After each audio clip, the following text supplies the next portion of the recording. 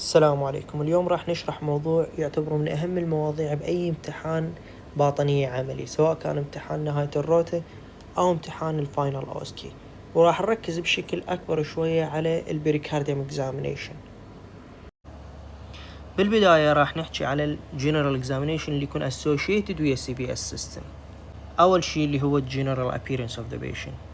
Does this patient looks ill, distressed, breathlessness, cyanosis, كيتشيكسيك أو obese؟ إذا عنده أي فيتشر مال سيندروم معينة مثل الفيتشرز مالت المارفان سيندروم أو الداون سيندروم، لأن هاي السيندرومز تكون associated ويا heart disease. مثلا المارفان سيندروم يكون associated ويا الأورتيك روت دايسكشن أو ويا المايترال فالف برولابس. الداون سيندروم تكون associated ويا الأي في كانال مالفورميشن أو يسمونها أيضا الاتيروفنتريكولار سبتال ديفكت. هاي أول نقطة. ثاني نقطة اللي هي الهاندز. بالهاندز اللي راح نفحصه هو التمبريتشر، الكابيلاري ريفيرنج تايم، إذا أكو أي نيكوتينيك ستين، إذا أكو بالر أو سيانوسيس. راح تفرق لنا ما بين وكو نقطة كلش مهمة لازم نفهمها، اللي هي الاسوشيشن ما بين السيانوسيس والتمبريتشر.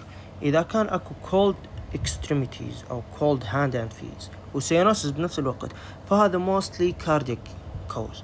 بس إذا كان أكو سيانوسيس وبنفس الوقت كانت warm hand and feet، فبهذه أو warm extremities، فبهاي الحالة راح تكون mostly pulmonary or respiratory causes. النقطة الأخرى المهمة كلش اللي هي الكلابينج هي ممكن تصير نتيجة أكثر من سبب. فاللي جمعتني بهذا النيمونكس البسيط اللي هو جاي من كلمة كلاب أساسا. السي للسيانوتيك congenital heart disease، ال لللانج diseases من ضمنها اللانج كانسر، لانج أبسس etc. والألسرتيف كولايتس والبكتيريال اندوكاردايتس. ورا الكلابينج أيضا أكو همين أشياء مهمة لازم نركز عليها بالهاند، اللي هي إذا كان موجود أي سبلنتر هيموريج، وشغلتين أيضا مهمات يكونن associated ويا البكتيريال اندوكاردايتس اللي هي الجون واي ليجنز والأوسلر نوديولز. بعد الهاند راح نفحص الفيس، وراح نركز إذا كان موجود أي سنترال سيانوسيس، إذا كان موجود زانثلازما أو كورنيال أركس. النقطة الرابعة بالجنرال اكزامينيشن اللي هي البلس هو بأكثر من مكان أنت من خلاله تقدر تقيس البلس. ممكن تقيس من الراديال، براكيال، بوستيريور تيبيال، كاروتيد اكسترا. وكو 5 أشياء أنت تعلق عليهن من تقيس أو من تفحص البلس، اللي هي الريت، ريذم، فوليوم، نيتشر اوف ذا وول، والكاركتر. وكل نقطة من هذني أنت لازم تسوي لها برزنتيشن، وهذا اتس نورمال أو إذا كان بيها فايندينج ابنورمال. مثلا الريت إذا كان نورمال ونعرف هو ما بين 70 or 80 to 100 إذا كان تكارديو أو براديكارديو، كل وحدة الكوزز مالتها. الريذم إذا كان irregularity mostly due to atrial fibrillation، إذا كان irregularity mostly premature beats. والفوليوم إذا كان هذا الفوليوم هاي أو لو، وكل وحدة ولها أسبابها. النيتشر اوف ذا وول، طبيعة الوول إنه أنت أصلا ما راح تحس. إذا حسيت بيه هارد أو ريجيد أو كورد لايك، فهذا due to atherosclerosis أو hypertension. النقطة الأخيرة اللي نعلق عليها اللي هي الكاركتر، إذا كان slow rising due to aortic stenosis، إذا collapsing pulse أو pulse deficit. أخير موضوع راح نحكي به قبل ما ندخل بالبريكارديوم اكزامينيشن اللي هو JVB، واللي لازم نعرف به 4 أشياء مهمة. أول شيء هاي القيمة اللي تطلع لنا من نقيس JVB شنو تمثل بالضبط وشنو راح نستفاد منها. ثاني نقطة اللي هي شنو الطريقة الصحيحة اللي نقيس بها JVB. ثالث شيء شلون نفرق عن الكاروتيد بلس. وأخيرا شنو هي أسباب الرايز JVB أساسا. إذا افترضنا أنه هاي النقطة هي الرايت أتيريوم، فالمسافة اللي راح تكون ما بين الرايت أتيريوم والأنجل أوف لويس أو الاسترنال أنجل راح تكون 5 سنتيم. وإذا جينا وقسنا JVB وشفنا شنو هي الهايست بوينت اللي نشوف بها البلسيشن، وخلينا مسطرة أفقية ومسطرة ثانية عمودية على الأنجل أوف لويس، راح تطلع لنا فد قيمة معينة. فلنفرض أنه هي 3 مثلا. هاي ال3 شنو تمثل لنا؟ هاي تمثل لنا الرايت أتيريوم بريشر، بس مو ال3 نفسها، لازم نزودها على ال5 اللي هي المسافة ما بين الرايت أتيريوم والأنجل أوف لويس، لأن إحنا أصلا مخلين البيشنت مو بشكل عدل، مخلينه بشكل مائل شوية. فالقيمة اللي راح تطلع لنا راح تمثل لنا الرايت أتيريوم بريشر. الطبيعي إنه إحنا نلقي JVB من 3 إلى 4 سنتيم، بس هذا الرقم ما يمثل لنا الرايت أتيريوم بريشر، لازم نزود عليه 5 حتى يطلع لنا الرايت اتريوم بريشر اللي هو الطبيعي مالته راح يكون من 8 إلى 9. هاي الخمسة اللي هي راح تمثل لنا المسافة ما بين الرايت اتريوم إلى الاسترنال انجل. زين شنو هاي الصورة؟ مثلا احنا شو وقت نقيس الجي في بي والبيشنت يكون قاعد ابرايت؟ احنا نقيسه بحالة واحدة، مثلا انه احنا جينا على الجي في بي وما شفنا اي بالسيشن، بس حسينا بالاذن دا تتحرك، يعني فاحتمال شكينا انه الجي في بي يكون صاعد لدرجة كلش كبيرة. فبهاي الحالة راح نقعد المريض بدرجة 90 او نقعده ابرايت، وراح نشوف وين الهايست بوينت اللي احنا حسينا بيها او قسنا بيها الجي في بي، وراح نقيس المسافة ما بينها وما بين الانجل اوف لويس. بس بهاي الحالة القيمة اللي راح تطلع راح ناخذها مباشرة بدون ما نزود 5 سنتيم، لان هي راح تكون مباشرة فوق الرايت اتريوم. راح ناخذها وهي راح تكون القيمة مالت الرايت اتريوم بريشر. هنا زودنا 5 سنتيم لان هو كان بدرجة 45، هنا ما نزود. هنا حتى نعرف الرايت اتريوم بريشر نزود 5، هنا ما يحتاج. هاي النقطة مو مهمة وما اعتقد راح تنسألون عليها بالامتحان، بس يعني it's good to know. ثاني شي راح نحكي بيه اللي هو شنو الطريقة الصحيحة اللي نقيس بيها الجي في بي. اول شي لازم نخلي البيشنت ب 45 درجة، يعني لا لاينج فلات ولا ابرايت، ب 45 درجة. ثاني شي انت تكون واقف على يمين المريض، فراح تلوف راس المريض slightly to the left للجهة الثانية المقابلة، و inspect the right internal jugular vein، و if needed ممكن نسوي الهيباتو jugular reflex او الابدومينو jugular reflex. النقطة الثالثة اللي هي شلون نفرق الكاروتيد بالس عن الجي في بي. اول شي الكاروتيد بالس بما انه هو ارتري فراح يكون ب 1 peak، الجي في بي راح يكون ب 2 peaks. ثاني شي البالبيشن، الكاروتيد راح يكون بالبابل بينما الجي في بي نوت بالبابل. والبالسيشن، الكاروتيد البالسيشن مالته راح تكون اوتورد، راح تكون طالعة لفوق، بينما الجي في بي راح تكون انورد كولابسينج. وايضا البريشر افكت، البريشر افكت اللي هو اذا نضغط على الروت اوف ذا نيك الكاروتيد ما راح يتاثر، بينما الجي في بي راح يختفي. النقطة الاخرى اللي هي الابدومينال بريشر او الهيباتوجاكولار ريفلكس، الكاروتيد بالس ما راح يتاثر اطلاقا بالهيباتوجاكولار ريفلكس او بالابدومينال بريشر، بينما الجي في بي راح يصعد، راح يصير بي رايزنج. اخير نقطة اللي هي البوزيشن، الكاروتيد بالسيشن independent of body position، يعني ما تعتمد اطلاقا على البودي بوزيشن سواء كان هو لاينج فلات او ابرايت او 45 درجة، بينما الجي في بي احسن شيء نقدر نقيسها به اللي هي 45 درجة، اذا كان اقل او اكثر فراح تتأثر وممكن تقل. اخير شيء اللي هي شنو اسباب الرايز جي في بي اللي جمعتها بهاي النيمونيك البسيطة. اول شيء الرايت سايدد هارت فيلير او الرايت فنتريكولار انفاركشن، ممكن الانكريز فلويد او فلويد اوفرلود، ممكن الجريد فين اوبستراكشن especially superior vena cava مو الانفيرير، والهارت كومبريشن اللي هي كاردياك تمبونات او كونستركتيف بريكاردايتس، ممكن الترايكاسبيد فالف ديزيز او ممكن السيفير بولمونري ديزيز مثل الكوربالمولال او البولمونري امبوليزم. هي هاي اسباب الجي في بي. طبعا موضوع ما اعتقد يعني راح يجي عليكم انه افحص او شنو، احتمال راح تنسأل على اسباب الرايز جي في بي وتنسأل انه شلون تفرقه عن الكاروتيد بالس، بينما انه شلون تفحصه ما اعتقد راح تجي ومساطر وهوسه ما يجي هيك شيء. هسه راح نبدي بالبريكارديوم اكزامينيشن. البريكارديوم اكزامينيشن يتقسم الى 4 نقاط مهمة. اول شيء اللي هي الانترودكشن، هي تقدر تعتبرها درجات مجانية تحصل عليها، يعني wash your hand, introduce yourself, obtain consent، يعني تستأذن المريض، تخلي البيشنت بوضع 45 درجة، و exposure from waist up. هاي أول شيء. النقطة الثانية اللي هي الانسبكشن، inspect for any visible pulsation أو chest wall deformities أو cardiothoracic incisions. أهم شيء عندنا بالكارديوثوراسيك incision هن ذني الانسجنات الاثنين اللي هي الميدلاين ستيرنوتومي اللي هي على الأغلب تستخدم بالكابج اللي هو coronary artery bypass graftation، والانسجن الثاني اللي هو subclavicular incision اللي هو يستخدم للبيس ميكر. الانسجنات الثانية ممكن تطلع عليها بس يعني هن ذن الاثنين هن أهم شيء. هسه راح نبدي بأهم شغلتين بالسي في اس اكزامينيشن كله اللي هي البالبيشن والأوسكالتيشن. وإذا جت ستيشن بالأوسكي بخصوص السي في اس فهي على الأغلب 90% راح تكون بالبيت اند اوسكالتيت ذا بريكارديوم. راح نبدي بالبالبيشن. البالبيشن بيه 3 شغلات فقط اللي هي الابيكس بيت والهيف والثرول. راح نحكي على كل واحدة منهن باختصار. الابيكس بيت اللي هي the most lateral most inferior beat اللي نحسها، واللي هي normally تكون بالfifth intercostal space mid clavicular line. هاي الابيكس بيت ممكن احيانا يصير بها displacement وممكن تختفي تصير absent. زين شنو الحالات اللي ممكن يسوي لها displacement؟ ممكن تكون due to cardiac or pulmonary causes. شلون احنا راح نفرق بين كل وحده من ذني؟ اذا كانت اللي تريكي ميد لاين ما صار بها اي ديفيشن، فهذه على الاغلب نسبه كبيره هي due to cardiac cause، اللي هي يا اما تكون left ventricular dilatation او left ventricular enlargement. اذا كانت due to pulmonary causes فهنا راح يصير اكو deviation بالتريكيا whether toward the affected side or away from the affected side according to the cause. اذا كانت lung collapse فراح تنسحب باتجاه الافكتد lung. اذا كانت pleural effusion او tension pneumothorax فراح تندفع pushed away from the affected side. او ممكن ايضا يصير لها displacement بالhyperinflation بالCOPD. ممكن ايضا بالكاردياك كوزز يصير بها displacement اذا كان اكو dextrocardia، راح يصير بها displacement للمكان الثاني بالجهة الثانية راح تصير.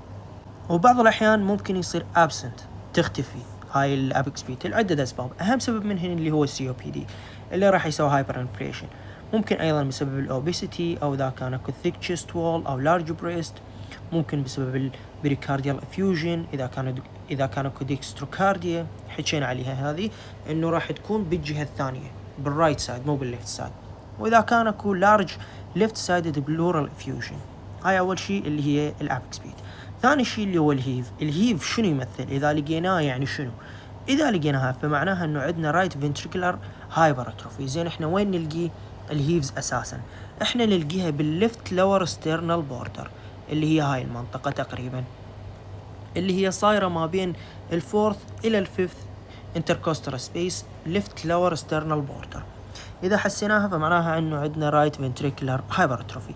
أخير شغلة بالpalpation اللي هي الثرل هي عبارة عن شنو؟ الثرل هي عبارة عن palpable vibration تكون نتيجة التربلنت بالبلاد فلو، نتيجة إنه عندنا مرمر. وهاي المرمر إذا لقيناها ويا الثرل، يعني إذا لقينا ثرل فمعناها إنه هاي المرمر كلاس 4 and above، مستحيل تكون أقل، مستحيل تكون 3 أو 2. فيعني هذا إنديكيشن كلش زين إنه أنت إذا خليت سماعتك وسمعت مرمر وبنفس الوقت أنت حسيت ثرل فهنا تقول إنه هي جريد 4 وأنت متأكد. هسه الأسكالتيشن اللي هو يعتبر البيج بوست مالت البريكارديوم إكزامينيشن.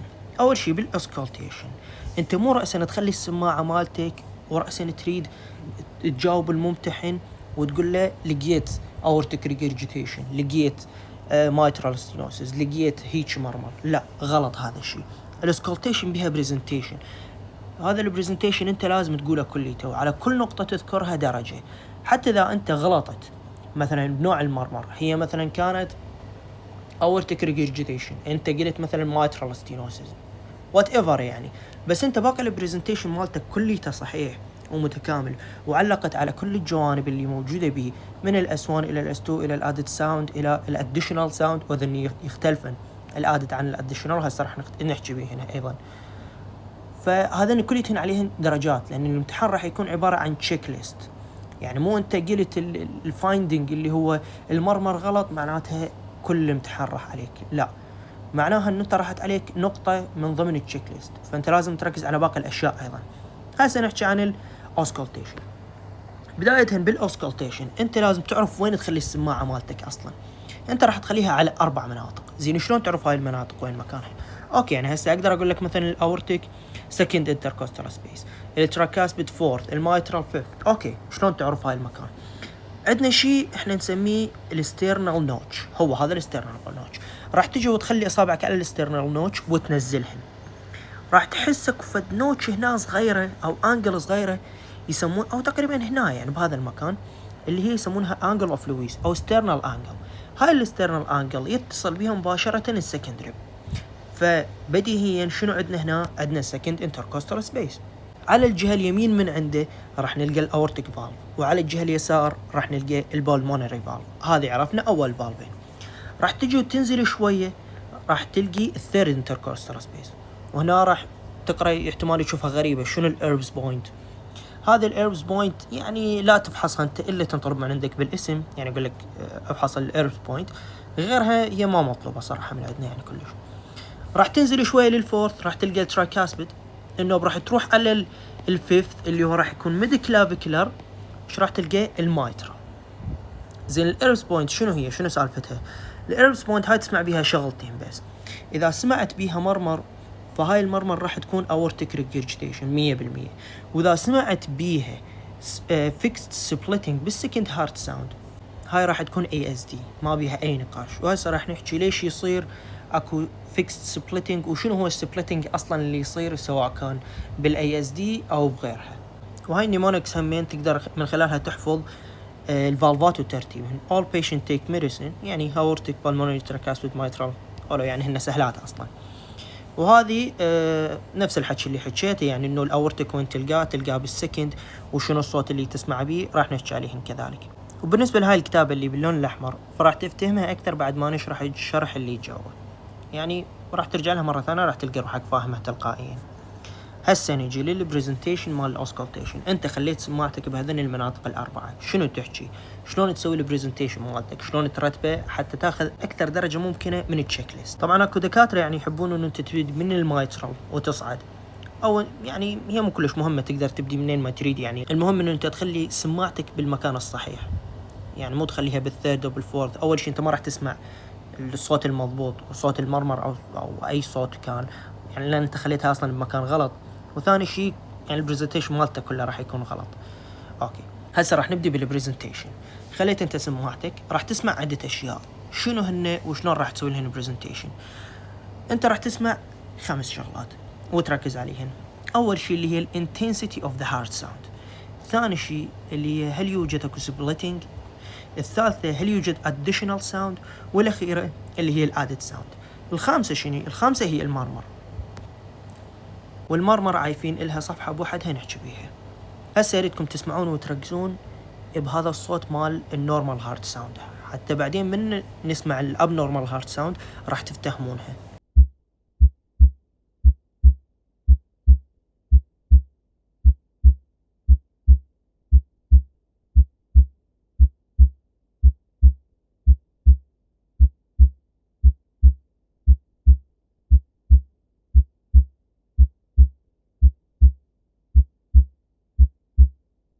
اوكي هسه سمعنا الاس 1 والاس 2 وركزنا بيهن. هسه نجي على الاس 1 والاس 2.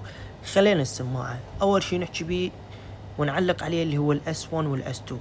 whether it's a loud S1 soft S1 loud S2 soft S2، وكل وحده إلها الديزيز مالتها او إلها الكونديشن مالتها. جيت انت وخليت السماعه مالتك بمناطق الاس 1 اللي هي المايترال والترايكاسبيد. بالمايترال والترايكاسبيد راح تسمع اكو الصوت الاس 1 اللي هو شنو؟ اللي هو عباره عن الكلوجر مالت المايترال والترايكاسبيد.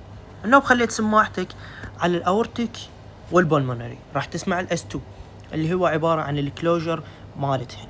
زين ايش وقت انت تسمع اللاود وش وقت تسمع السوفت؟ ما اريدك هسه بس تحفظهن انه هو لاود اس 1 بالمايترال ستينوسيس، سوفت اس 1 مايترال ريجرجيتيشن. لا اريدك تفتهم ليش هذا الشيء دا يصير اساسا. اذا سمعت لاود اس 1 بالمايترال ستينوسيس هو ما دا يصير نتيجه المايترال ستينوسيس نفسها، هو دا يصير نتيجه انه هنا دا يزيد عندك البريشر بالليفت اتريوم راح ينزل. وخل نفرض انه هذا الفالف ايش بيه؟ هذا الفالف مالت المايترال بي ستينوسيس، فمن راح ينزل الدم هنايا بالليفت فنتريكل راح يزيد البريشر بيه، راح يزيد. فمن يجي ينغلق راح ينغلق بصورة كلش قوية، فراح تخلي هاي الطيات مالت الفالف تنغلق بصورة قوية، فراح تنطيك اللاود اس 1. فهنايا اللاود اس 1 ما صار نتيجة الاستينوسيس، صار نتيجة انه البريشر اللي موجود ورا الفالف بالجهة الثانية زاد، فدفع بصورة قوية وسوى بيه هذا الصوت العالي اللي هو اللاود اس 1. فمن تسمع لاود اس 1 هذه اول كلو لك من قبل ما تسمع المرمر اصلا، انه انت تخلي بالك احتمال هاي شكو، احتمال اكو مايترال ريجرجيتيشن، العفو مايترال ستينوسيس، وحكينا الميكانيزم. زين والسوفت اس 1، السوفت اس 1 هي تصير بالمايترال ريجرجيتيشن. ليش؟ لان هو هذا الصمام، خلينا نمسح شوي هاي الهوسه، انه هذا الصمام اصلا هذا الفالف مرتخى اصلا، فمدى ينسد بصوره قويه، فمدى يطلع صوته خفيف. هسه هاي افتهمناها، الصوت الخفيف لان الفالف اصلا مترهل بالمايترال ريجيج. الصوت القوي بالمايترال ستينوسيس، بس تريدك تتذكر انه مو بسبب الستينوسيس نفسه، بسبب انه الضغط دا يزيد هنايا بالفنتريكل فدا يدفع بصوره قويه ويسده. لان هذا البرنسبل نفسه راح نطبقه بهذين الفالفات الاثنين الثانيات اللي هي الاورتيك والبالمونري. هسه نجي على الاس 2 اللي هي البولمونري والاورتيك. شو وقت يصير بيهن لاود؟ يصير بيهن لاودنس من اكو سيستميك او بالمونري هايبرتنشن بنفس البرنسبلز. انت هنايا دا يصير عندك دم سواء كان بالليفت او بالرايت فنتريكل، دا ينضخ عن طريق هذين الفالفات الاثنين. فلنفرض انه هذا الشخص عنده بالمونري هايبرتنشن، فالضغط كلش عالي وين؟ كلش عالي بهاي المنطقة اللي هي ورا البولمونري فالف. فمن راح يجي الفالف ينسد مرة ثانية راح يندفع الدم عليه بصورة كلش قوية، فراح ينطيك لاود ساوند. زين واذا كان هذا عنده سيستميك هايبرتنشن اللي هو يصير ورا الاورتيك فالف، فمن راح ينسد الفالف الدم راح يرجع بصورة كلش قوية لأنه هو أصلا عنده سيستميك هايبرتنشن، فراح ينطيك هذا اللاود ساوند. هسه هاي فهمناها كلش. اللاودنس تيجي نتيجة الدم أو نتيجة ضغط الدم العالي اللي موجود من الجهة الثانية للفالف، سواء كانت بالمايترال ستينوسيس اللي هي الضغط راح يكون كلش عالي بالفنتريكل فراح يسدها بصورة قوية، أو سواء كان نتيجة السيستميك أو البولمونري هايبرتنشن اللي راح يسوون هاي اللاودنس بالاس 2 لأن الضغط بالجهة الثانية شبيه عالي. زين إذا كان سوفت، فبهاي الحالة راح يكون نتيجة ستينوسيس، على عكس المايترال ستينوسيس حيسوي لك لاودنس. ليش؟ لأن الضغط عالي. بس البولمونري والاورتيك الاستينوسيس بيهن حينطيك سوفت اس 2، ما راح ينطيك لاود اس 2، لا حينطي سوفت اس 2. هي شويه واحده عكس الثانيه، بس من تجي تفكر بيها وتفهم الفسيولوجي مالتها راح تكون سهله. هذه اول نقطه انت تحكي بيها وتسوي لها برزنتيشن. سويت لها برزنتيشن تجي على النقطه الثانيه اللي هي سبليتنج اوف ذا هارت ساوند. زين اكو سبليتنج واكو اديشنال هارت ساوند.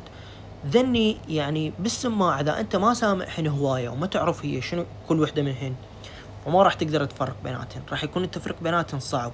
اول شيء بخصوص السبليتنج انه عندنا نورمال فيسيولوجيكال سبليتنج اللي هو يصير شو وقت؟ اللي هو يصير during inspiration. زين ليش؟ خلينا نفتهم الفسيولوجي مالته، لان الفسيولوجي مالته هم راح يساعدنا انه نفتهم شلون تصير الاي اس دي.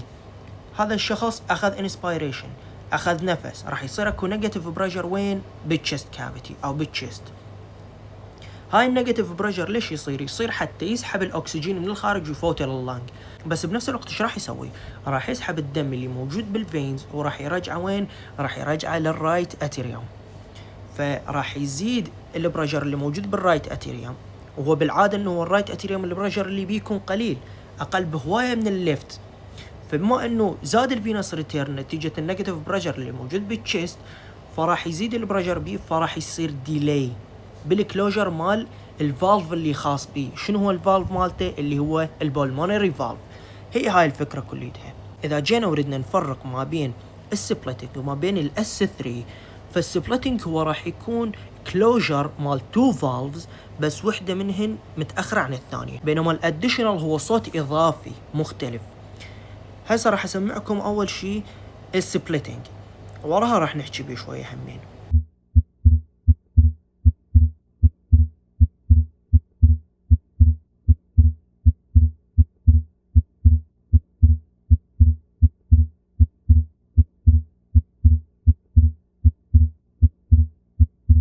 هسه بعد ما سمعتوا السبليتنج اللي يصير بالسكند هارت ساوند، سواء كان فيسيولوجيكال او فيكست نتيجة الاي اس دي، والاي اس دي كذلك هاي الميكانيزم مالتها انه راح يصير ليفت تو رايت شنت. من يصير ليفت تو رايت شنت راح يزيد البريشر اللي موجود بالرايت سايد، فراح يصير اكو ديلي بالكلوجر، بس هذا الكلوجر راح يكون ثابت سواء كان بالسيستوليك او بالدايستوليك او بالانسبيريشن او بالاكسبيريشن، راح يكون ثابت 24 ساعة. بينما الفسيولوجيكال بس enduring inspiration.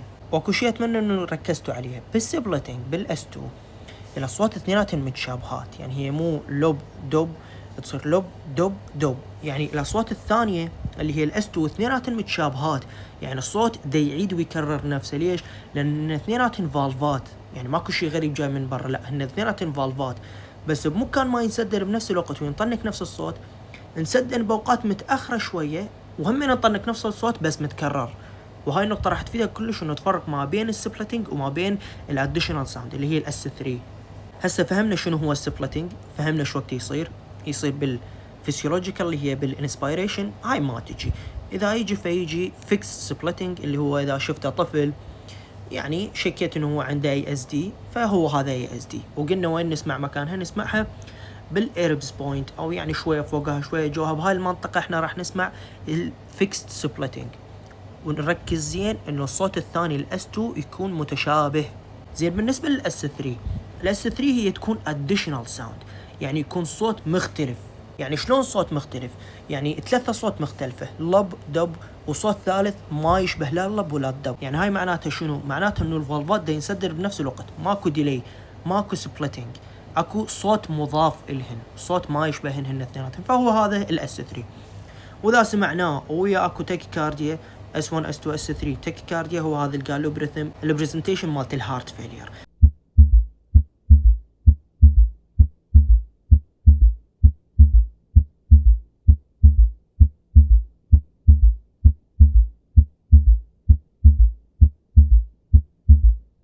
زين الاس 4 شنو؟ الاس 4 لا تقرب يمه ولا تذكره اصلا، ما يجي، واصلا يعني ما يصير، يعني مو ما يصير بس نادرا كلش ما واحد يقدر يسمع بستيثوسكوب عاديه. هسه بالنسبه للادد ساوند، الادد ساوند هاي انت تحفظها، يعني هي نفسها نفس الكاركتر او هيك شيء. يعني الادد ساوند مثلا الاوبننج سناب تسمعها مثلا بالمايترال ستينوسيس، الايجكشن كليك ايضا تسمعها بالاورتيك ستينوسيس، الميد سيستوليك كليك بالمايترال فالف برولابس. يعني انت ما طول وصلت وعرفت الدايجنوسيس وعرفت المرمر هي شنو بالضبط، فراح تقدر انت تقول الاديشنال ساوند من يمك. هسه نروح للنقطة الخامسة. قبل ما نعبر على المرمر اريد اذكركم انه هاي النقاط كلش مهمة، وكل نقطة منهن الها نفس الدرجة بالتشيك ليست مثل المرمر. فاذا قلت المرمر غلط بس قلت ذني صحيح فانت راح تحصل درجة كلش زينة، بينما اذا انت قلت المرمر صح بس نسيت هذني كليتهن راح تنقص هواي من درجتك. هسه وصلنا لاخر نقطة بالاوسكالتيشن اللي هي المرمر، اللي هي تعتبر مشكلة الاغلبية من يجون ويخلون السماعة ويريدون يعرفون هاي شنو، بس هي سهلة كلش بمجرد انه تفتهم هي شلون دا تصير. اول ما تخلي سماعتك انت لازم تركز وتسوي برزنتيشن لوحدة واحدة من ذن النقاط. اول شي لازم تعرف هل هذه المرمر هي سيستوليك او دايستوليك، التايمينج مالتها شنو. ثاني شيء اللي هو البوينت اوف ماكسيموم انتنسيتي، انت وين سمعتها اقوى شيء؟ سمعتها بالمايترال بالترايكاسبيد وين بالضبط؟ بعدين الكاركتر اوف ذا مرمر، الكاركتر هاي حفظ، يعني انت لازم تحفظها. ما طول انت عرفت التايمينج وعرفت هي وين مكانها الاقوى شيء سمعت بيه، فراح انت المرمر من يمك انت حافظ الكاركتر مالتها فراح تقوله. بعدين الراديشن، هل صار اكو راديشن، وين صار، وكل مرمر من هذني الها راديشن معين. اخر نقطة بالمرمر اللي هي الانتنسيتي، الجريد اوف ذا مرمر. وذكرنا احنا انه اذا حسينا اكو اي ثرل باي مكان من هذني الفالفات فهذا على طول راح تكون جريد 4. زين اذا كانت اكو مرمر وبنفس الوقت اكو صوت عالي كلش هاي جريد 5. اذا كانت تنسمع حتى بدون ستيثوسكوب هاي جريد 6. بس ماكو جريد 6، يعني ما دا يخلون انه المرضى تصل لهاي الحالة الادفانس كلش، يعالجونهم قبل ما يصلون هيك مرحلة. زين الجريد 1 و 2 ما تجي بالامتحان، اللي يجي بالامتحان اغلبيته هو 3 او 4. حسيت مرمر حسيتها عالية بس بدون ثرل هاي 3، حسيت وياها ثرل هاي 4، حتى تكون بالسيف سايد دائما هي ما بين ال 3 وال 4. هسه نجي لأول نقطة اللي هي التايمينج. شلون نعرف التايمينج؟ شلون نعرف هسه احنا هذا اللي دا نسمعه اثناء السيستوليك لو اثناء الدايستوليك؟ اكو طريقتين. الطريقة الاولى اللي هي تخلي السماعة مالتك على المكان اللي انت حسيت بيه المرمر، يعني اقوى شيء، وتخلي ايدك على الكاروتيد ارتري. حطيت ايدك على الكاروتيد وسماعتك على المكان اللي انت تسمع بيه المرمر. اذا سمعتهن بنفس الوقت تصير منها مرمر وبنفس الوقت يصير اكو نبضة بالكاروتيد، فهي معناتها انه هاي سيستوليك مرمر. اذا سمعتهن متناقضات يعني ما يمشن سوا، يصير بقات مختلفة، فهاي دايستوليك. الطريقة الثانية اللي هي ما تحتاج بها تايمينج، بس انت سوي تايمينج لان يعني يحاسبونك على المانوفر مالتها، يعني سوى تايمينج ما سوى انت سويها واعتمد عليها. الطريقة الثانية ايضا تقدر تستفاد منها، انه السيستوليك فترته تكون كلش قصيرة، يعني مو كلش قصيرة بس اقصد يعني قصيرة مقارنة بالدايستوليك. فصار السيستوليك اللي هو انقبضت عضلة القلب، انقبضت فلنفرض انه بثانية واحدة يعني فور اكزامبل.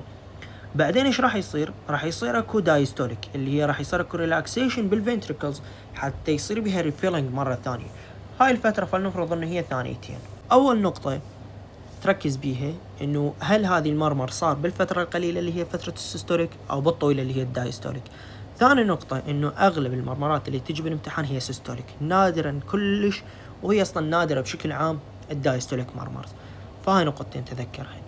هسه نجي حتى نفتهم كل وحدة منهن شلون دا تصير، نفتهم الفسيولوجي مال كل مرمر. هذا الموضوع اذا فهمته فانت راح تفهم المرمر كليتها. اول شيء نجي على السيستوليك، وشنو هي المرمرات اللي تصير بالسيستوليك؟ صار سيستوليك صار اكو كونتراكشن بالفنتريكلز. من يصير اكو كونتراكشن بالفنتريكلز الطبيعي يا فالفات اللي تنسد، الطبيعي الفالفات اللي تنسد اللي هي المايترال والترايكاسبيد. زين اذا اثناء السيستوليك هاي الفالفات سمعت بيها مرمر، معناته انه هي ما دا تنسد بطريقه صحيحه، اكو مشكله بالكلوجر مالتها. اذا ايش بيها ريجرجيتيشن، دا ترجع دم. وين دا ترجعه؟ دا ترجعه للاتريوم. هذه اول نقطه. زين اذا انت ايضا اثناء السيستوليك سمعت مرمر بس ما سمعتها بالمايترال ولا ترايكاسبيد، سمعتها يا اما بالبولمونري يا اما بالاورتيك، معناته انه ذنش بيهن مشكله، ما دا يعبرن الدم بطريقه صحيحه. من دا يصير اكو كونتراكشن ودا يعبر الدم من خلالهن ما دا يعبر بطريقه صحيحه، معناته انه بيهن ستينوسز.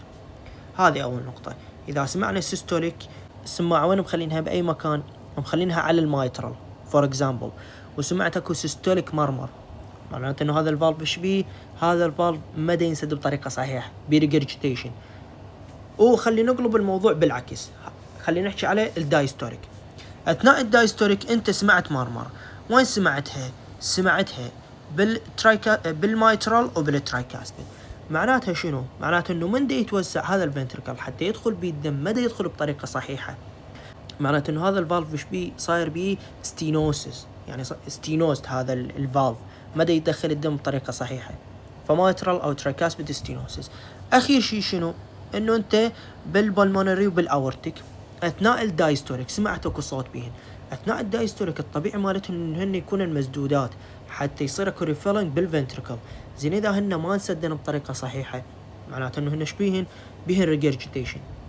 as simple as that، يعني simple physiology.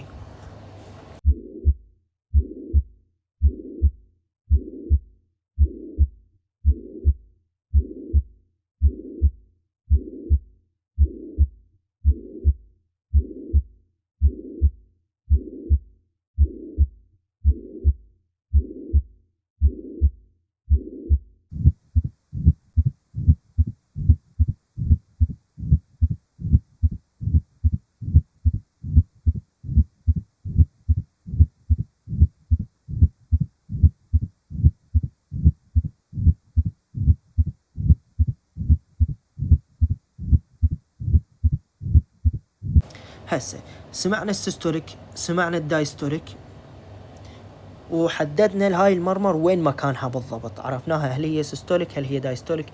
هل هذا كافي لحد هسه انه احنا نعرف شنو نوع المرمر؟ مو بالضبط، خلي نكمل.